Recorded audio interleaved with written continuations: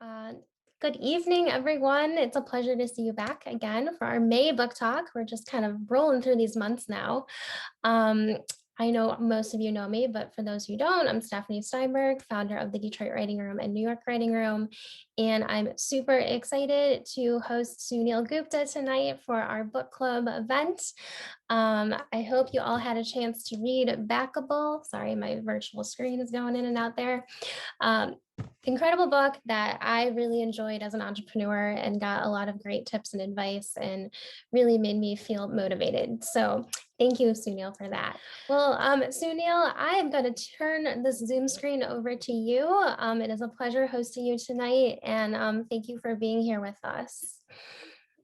Thank you, Stephanie. I mean, Jake, Stephanie, the whole team at Detroit Writing Room just pulling this together. And I mean, when I first learned about what you were doing, I thought it was important back then, and now when we think about where we are, like it almost seems just it's essential. It is something that is so needed, so important to be able to connect like this. Um, I'm reminded of one of the stories that did not make the book, but I really felt like I was trying to find a way to kind of bring it in. Was that I, for those of you who had a chance to read the book, you'll remember that I'll talk a little bit about the importance of having a circle of people around you. And in the book, I call this the four C's. And for those of you who haven't read the book, and it's totally fine, by the way, if you haven't, no big deal. What I found is that backable people, uh, and I define backable people as people who are able to sort of walk into a room and they're able to really rally us to get behind their ideas. And the trick of it is that oftentimes it's not when they have an obvious idea, or they may not be the obvious candidate for a role, and yet we still very much want to rally behind them. And I think that we all know people like this. I think it tends to be sort of this mysterious it quality. Sometimes we call it the X factor. And what I tried to do with this book is really unpack that. And the reason I felt like that was possible to unpack that is because, if you rewind the clock and you look at the vast majority of these backable people, it starts becoming very clear that they were not born backable, that there were a series of things that they did along the way. And oftentimes these weren't broad sweeping changes, but almost minor adjustments, little things, little tweaks that they made to their own style that made them backable. And that got me really excited, because I think oftentimes the difference between us being able to put our ideas into the world, our being able to share what's inside of us with the world, doesn't have as much to do with creativity sometimes as it does with persuasion. Creativity and persuasion, though, are two different things. We know that, right? You could have a brilliant idea. You could be the best candidate for a role. But you could still be dismissed. It happens all the time. You know, there are two. I was going to mention one story that didn't make the book, but I'll tell you another one first, and then we'll get to that. Which is that, you know, Dr. Alexander Fleming. If you don't recognize that name, he is the person who came up with penicillin, the idea for penicillin. He discovered a mold in his lab that would stop the spread of bacteria. And the reason that's worth kind of revisiting that for a moment is because in a lot of ways, it very much sort of had a lot of similarities to what we've gone through over the past year. You had hundreds of thousands of people dying from this unknown sort of thing. In this case, infection. Wounds were getting infected. So firefighters, mothers in delivery rooms were dying, but they were dying from wounds that were actually just getting infected, and there was nothing in a doctor's toolkit to save them. Well, Dr. Alexander Fleming comes along and he discovers this mold, and he's like, "Eureka! I've got this thing. Let me go share it with the world." Right? It's obvious. It's a two-step formula, right? You come up with a great idea and you execute on it well. But the fact is that there's this hidden step in between. And this hidden step in between is where we have to get other people excited about it, just as excited as we are about it. And if we fail to take that step, and if other people don't get that excited, oftentimes we never get to reach execution phase, which is exactly what happened to Dr. Alexander Fleming for about 10 years. He was out there selling his idea, pitching people, and he's saying, "Look, people are dying, and I've got the cure," and no one was paying attention. So to date, penicillin has saved nearly 200 million lives, and yet it was an invention that almost never existed. And it makes you wonder what else is out there right now that could meaningfully change our lives, that hasn't made its way in. Again, not because it's not a great idea, but because the persuasion around it is not there. It hasn't been packaged the right way. It hasn't been presented the right way. People haven't gotten excited about it. The other story that I wanted to share with you is that, getting back to this idea of a circle is really important, and I think that that's the role that Detroit Writing Room really plays. Is like it. I love this. I love this format. I love the fact that there are 10 of us right now, because typically I'm either giving sort of one-on-one talks to podcasts, or I'm doing sort of bigger scale things, but both make it sort of tough to connect as a community. And this is what I really love. And it's just so important. What I realized about these backable people is that they're very, very community oriented. They tend to be. And they tend to sort of have a circle of people around them that they really nurture, these relationships that they go to over and over again with their ideas, and they trust this circle of people. And in fact, in the book, I talk about this circle as sort of the four C's. And these are the four different personalities that I started to notice in every backable person circle. And the first C is your coach. And your coach is someone who is really going to sort of give you the honest feedback on not just whether your idea is good for the market, or whether it's good for the company, or whether it's good for the community, but is it good for you? Is this idea something that actually fits you? And the reason that matters is because oftentimes we'll come up with a great idea. I think we're all idea creating machines. Like, it's just who we are as human beings. But the reality is that we can't do it all, right? Can't do it all. We can do a lot, but we can't necessarily do it all. And so what that means is oftentimes we have to choose, and that sucks, I think, for a lot of us. But we do have to focus, and we do have to choose in order to execute on it really well. And your coach is really somebody who is there to give you that insight. Is this an idea that's really going to fit you? Is this something that you are personally going to want to run with? One of the stories I tell in the book is that when I was leaving Groupon, where I had been at Groupon from its early days as a small startup, to a big public company, and all the ups and downs that happened in between. And when I left, my mind was so focused on e-commerce, because that was my world. That's all I was doing day in and day out. And so my mind was so focused on e-commerce that when I decided that I wanted to come up with a company of my own, when I wanted to go do my own startup, naturally it fell to e-commerce. And I came up with my list of ideas, and I had some clever ones, I think, things in the e-commerce space. And I went to a mentor of mine, and I said, "What do you think?" And she looked at this list of ideas, and then she looked at me and she said, "Let me ask you a question. Which of these ideas makes you come alive?" And I looked back at the list and I realized that none of them really did. Like, none of them really made me come alive. My mind was in e-commerce world, and intellectually I thought they could work, but e-commerce didn't really like make me tick. And the story that she told me that I think about often, which I'll share with you, is the story of Martin Luther King when he was stepping into his leadership role with the civil rights movement. And sometimes it's easy to forget how young he actually was. He was in his 20s when he took on that role, and it wasn't a sure thing for him, like whether he wanted to really do that. And so he went to a mentor of his, a guy named Howard Thurman, to kind of just run through the decision. And one of the things Howard Thurman said to him is, don't just ask what the world needs. Ask what makes you come alive. Because what the world needs is more people who have come alive.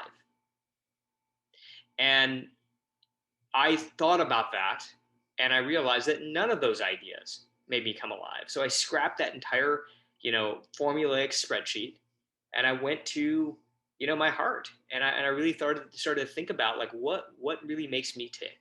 And it was the people who served as my coaches that really helped me kind of formulate that. And ultimately that ended up in healthcare. Like, that I didn't know much about healthcare, but at the time, but I was so much more passionate about it than e-commerce.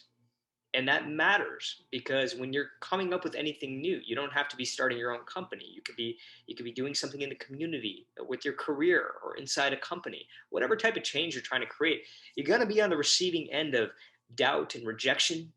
And to be able to keep going, to be able to keep moving past that, there needs to be something else that's fueling that flame other than market size, right? Other than potential, right? Other than business outcome. There's got to be something else there, and that's what a coach is really there to help you understand. So the second C is your collaborator, and your collaborator is somebody who, when you're with them, you kind of feel like you're in a musical jam session together. Like they're kind of riffing on your ideas with you. They're using language like yes and. They're really just helping stack on top of your idea. And it's an exciting conversation.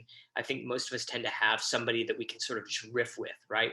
We know that it's not going to be they're not going to tear it down. They're going to build it up. And that's what a good collaborator will do. The third C is your cheerleader. And your cheerleader is, it may sound sappy, but your cheerleader is very important because we all need that last bit of juice before we walk into what I call a backable moment. This could be a pitch, it could be a presentation, it could be just a big meeting, but we all need that little bit of juice. It's really, really important. I think sometimes we forget that we are a combination when we walk into a room or walk onto a screen and present anything. We are a combination of information and energy. And in fact, there's a strong argument to be made that we're mostly energy. Like 80% of communication is actually nonverbal. But what we tend to do sometimes, I think those of us who, tend to be more intellectual or tend to be sort of, I think probably a lot of people in this community, like we like to read, we like information, we like science, we like thoughtfulness. We tend to sort of cram a lot of information into our heads, and we forget about the energy component. We forget about that sort of, what do we want to actually bring into the room? What do we want people to feel? And I'm sure that most of you know the quote from Maya Angelou, right? Which is that they will forget what you said, they will forget what you did, but they will never forget the way that you made them feel. And that comes from energy. That comes from what, how you are when you walk into a situation like this. And so a cheerleader is somebody who is really going to give you that last bit of juice before you actually walk into this situation. And Ellen Levy, who Fast Company magazine named Silicon Valley's most connected woman. I asked her, who does she call before she walks into a room? And I was expecting her to say, somebody out of her incredible Rolodex. She has members of Congress in her Rolodex and Fortune 500 CEOs. And she's like, that one's easy. I call my mom. I always call my mom before I walk into a room. So your cheerleader. The fourth is your critic, but I like to call this person your cheddar. And I think the majority of us are from the Detroit area. And I love the movie 8 Mile. And in the movie 8 Mile, Eminem's character is surrounded by a circle of friends that are constantly sort of building him up. But you might remember a character in the movie named Cheddar, who's kind of always sort of like poking holes in Eminem's ideas. And what we find throughout the movie is that it's really Cheddar that gets Eminem ready for the stage. And I think we all have a cheddar in our lives. This is somebody who has our best intentions at heart, but just simply isn't afraid to give us the truth. They're not afraid to sort of point out the blind spots. And the reality is that most of us tend to push out our cheddar. We tend to sort of ignore our cheddar, especially when it comes to sharing ideas. We don't really want to sort of bring it up because we don't want to get deflated, right? But the reality is that when you look at backable people, they tend to sort of bring in their cheddar. They tend to sort of embrace their cheddar because they know that it's really cheddar that's going to get them ready for a backable moment. They know that those questions are coming anyway. And so we might as well get them out front with a friendly audience. Backable people, I think, tend to have a mantra, and that mantra is that long-term success comes from short-term embarrassment. But that short-term embarrassment might as well come from friendly people, right? It might as well come from low-stakes situations before you get into these high-stakes moments. So really being able to sort of use this circle. And what's interesting to me is that this idea of community, and this all kind of brings it back to what Stephanie and Jake and team have been building, is that like community is just so important. I remember when I was just starting to write this book and I was just starting to realize that these backable circles existed, I took a trip to the kingdom of Bhutan. And for those of you who don't know much about Bhutan, it's a small country tucked between India and China. And what's fascinating to me about Bhutan is that they measure progress in the country based on what they call gross national happiness. So GDP and economic growth matter, they're important, but they all roll up into this larger sort of score, which is the happiness of their people. And so you find that it really becomes a fascinating place when you use that as your North Star. Not everything is perfect, but there are certain things that become very obvious and clear. For example, the first time I got off the plane in Bhutan, I felt like I was breathing for the first time. The air was just so crisp, it was so clear that I'd never experienced anything like it before. It turns out Bhutan is the only country in the world that is carbon negative. They're actually absorbing carbon dioxide for the rest of the world. They're putting out oxygen into the rest of the world. They're carbon negative, and that is because they've prioritized the environment as such an important factor, because they know that clearly has been one of the indicators, has clearly been one of the factors that leads to the happiness of their people. So that just became a top priority. Now, when I was with the research team out there, a couple of things stood out to me, and I think it's worth kind of bringing up both of them. Both of them were just like these really interesting sort of moments for me. The first is that when I had a chance to spend time with people who had been there since the metric first came up, right? Had been there for 50 plus years. They were with the original king that came up with the idea. I asked them, like, how did this all happen? How did this all come up? This idea of gross national happiness. And they were almost a little bit surprised that I didn't know the answer to that. And they were like, you don't know. And I'm like, no, I don't. And they were like, well, it came from America. It came from the United States. I'm like, what do you mean? Bobby Kennedy, when he was running for president in 1968, if you go to YouTube and you look up his speeches, even if you go out and look up Bobby Kennedy GDP, what you'll find is a string of speeches that he gave about the idea that GDP is not a complete way for us to measure our progress. A lot of things get counted in GDP that don't necessarily contribute to our overall well-being, right? Tobacco, the people buying cigarettes counts in GDP. A lot of pollution counts in GDP, right? That number will go up while other people's well-being may go down.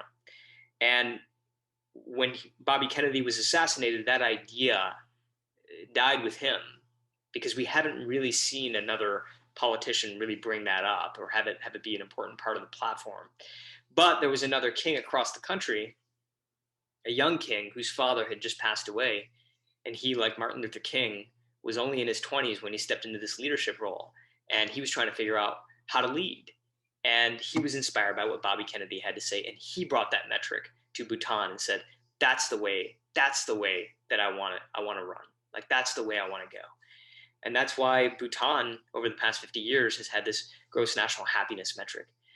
But the other thing that I found fascinating, and I'll share this, and then we can wrap it up, and I'd love to open it up, which is that I asked, when you go out there and you're talking to people, is there a single question that you can ask that will give you a pretty good sense of whether someone is happy or not? Is there a single question?